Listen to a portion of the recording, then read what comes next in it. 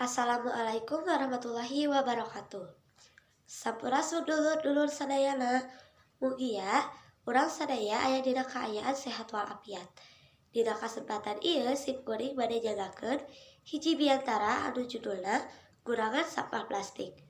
Hadirin sadayana, dinten ayeuna masalah sampah plastik geus jadi masalah anu kacida seriusna.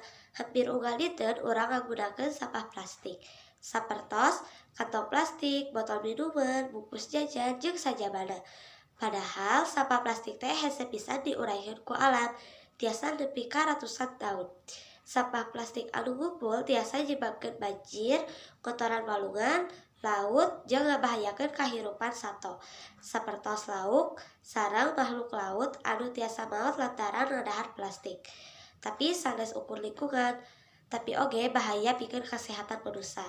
Kusabab eta, urang sadaya kedah mimiti sadar jeung ngirangan pemakaian plastik sapopoe. Contohna ngagunakeun botol minum anu bisa dipake deui, jana kantong balanja jarira, milih produk anu bungkusna ramah lingkungan, miceun sampah kana tempatna, jeung pilah sampah organik jeung anorganik. Lamun kebiasaan saya eta urang laksanakeun teh ayeuna, insyaallah lingkungan urang bakal lebih bersih, asri, jeung sehat pikeun generasi anu bakal datang.